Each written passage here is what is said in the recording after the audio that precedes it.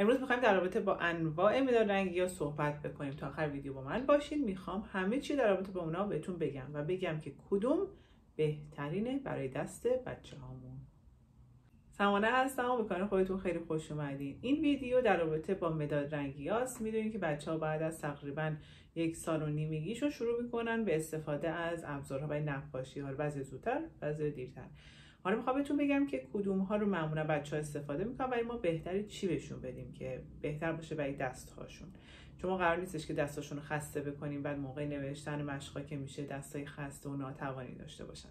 از اینا شروع میکنم. میدونید شمعی‌ها که خیلی بوی بدی هم میدن و ایرانی هستن و اسمشون نمیارم ولی همتون میدونید منظورم کدوماست. واقعا چیزای بیخودی هستن. یکی این که من بوش داره الان خفه میکنه به خاطر بوی وحشتناکی میده. بعد دست بچه رنگی میشه، خیلی خیلی راحت شکسته میشه و اینکه راحت هم بچه ها عاشق اینن که اینا رو با ناخناشون بکنن و اصلا کلا این به درد نخور میشه. یعنی شما یه پولی میدین که بعد از مدتی خورده هاشو باید بندازین دور. از اینا اصلا نخرین، کلا از اینا نخرین. میخوام بهتون بگم که چی بخرین. خب این از مداد شمعی که اوت میشن. یه مداد شمعی خارجی ممکنه که گرون باشن ولی تموم نمیشن.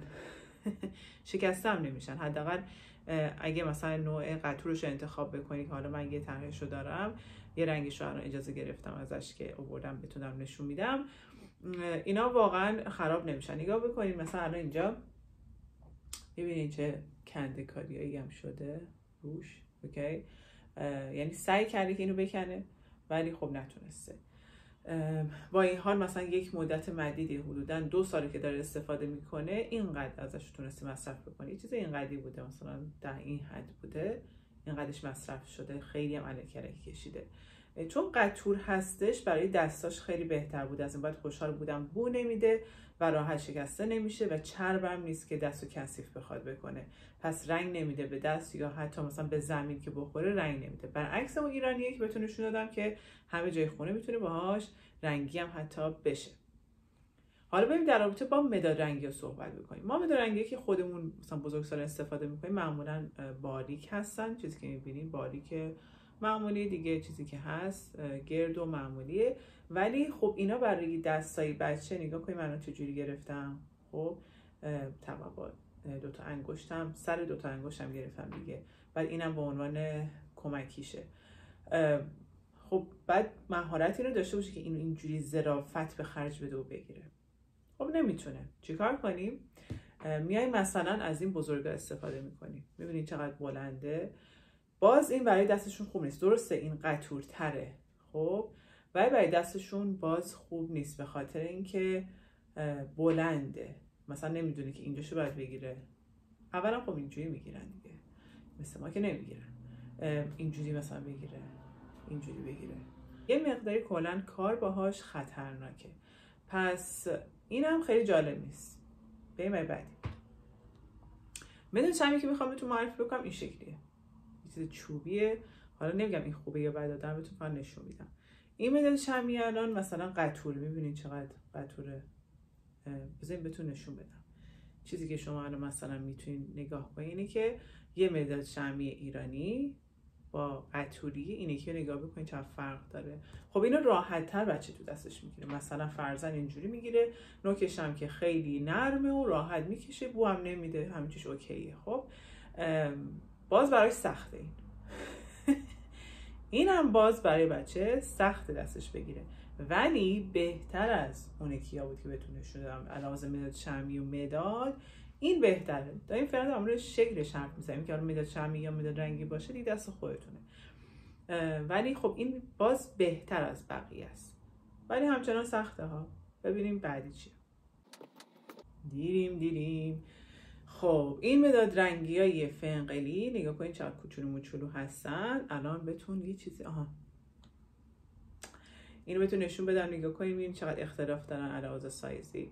خب این خیلی بزرگ بود، این خیلی کوچیکه. حالا علاوه قطرشون تقریبا یکی هستن.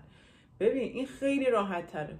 اولا که اینجوری میگه تو دستشو قش شروع میکنه به کشیدن. پس این خیلی براش خوبه. سایزش خیلی سایز مناسبی برای بچه که بخواد دستش بگیره. یعنی اگه مثلا شما یه چیز اینجوری دارین، یه نجارم دارین تو خانواده، بهش بگین براتون نصفش کنه. تموم. پس اینم یه راه حل. اوکی، میتونید این کار بکنید. مثلا برای 2 تا بچه‌تون 2 تا مداد رنگی دفعه دارید. خلاصه میخوام بگم که این مداد رنگی برای دست بچه‌ها خیلی بهتره. ولی آیا واقعا این بهترین مداد رنگی که میتونم بدم دست بچه‌م اصلا براش خوبه؟ بدم استفاده بکنه، مداد بدم، خودکار بدم، چیکار کنم؟ اگر از من بپرسین بهتون میگم هیچ کدومو ندین تا وقتی که نزدیک مدرسه بشه. لزومی نداره بچه از مداد رنگی و مداد استفاده بکنه تا قبل از مدرسه. پس از چی میتونه استفاده بکنه؟ از دستش یا از یک براش میتونه استفاده کنه. یه قلمویی که مثلا سرش هم گرد باشه خب بهتره، برای اینکه دیگه اینجوری نیست که کدوم ورقه ها رو باید بزنه تو رنگ. پس این براش میتونه بهتر باشه. و اینکه سعی کنین که وقتی میخواد نقاشی بکنه روی زمین نباشه، یعنی به صورت افقی مثل همیشه میذاریم رو زمین بشیم نقاشی کن، نه، برعکس باید به صورت عمودی باشه. چرا؟ به خاطر اینکه وقتی شما دارین مثلا فرض کنید من دارم الان نقاشی میکنم، درسته؟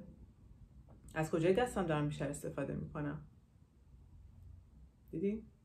از مچ، درسته؟ از مچ، همش یعنی از مچ و انگشته دارم استفاده میکنم، کاری دیگه به جای دیگه ندارم. اوکی، ولی وقتی دارم به صورت عمودی نقاشی میکنم، حالا من نگاه کنید بیشتر از کجا دارم استفاده میکنم. حالا بچه‌ها که خیلی ظرافت هم ندارم، از کجا دارم بیشتر استفاده میکنم؟ از سرشانه دارم استفاده میکنم. پس من عضلات دستم رو الکی خسته نکردم. خب بعد بچه مهارتش رو به دست بیاره. بعد شما ورزش‌ها رو با چیزای دیگه جز نقاشی بهش یاد بدین، چون این خیلی کار ظریفیه و شما زودتر از موعد نمیتونین بچه رو وادار کنین به اینکه بنویسه. حالا در مورد این موضوع بعداً براتون میگم. اگه سوالی داشتین حتما توی کامنت برای من بنویسین، خوشحال میشم جوابشون بتونم بهتون بدم. اگه از این ویدیو خوشتون اومده لطفاً لایک کنین و سابسکرایب یادتون نره، برای دوستاتون بفرستین و تا ویدیو بعدی من شما رو میبینم. خدا نگهدار.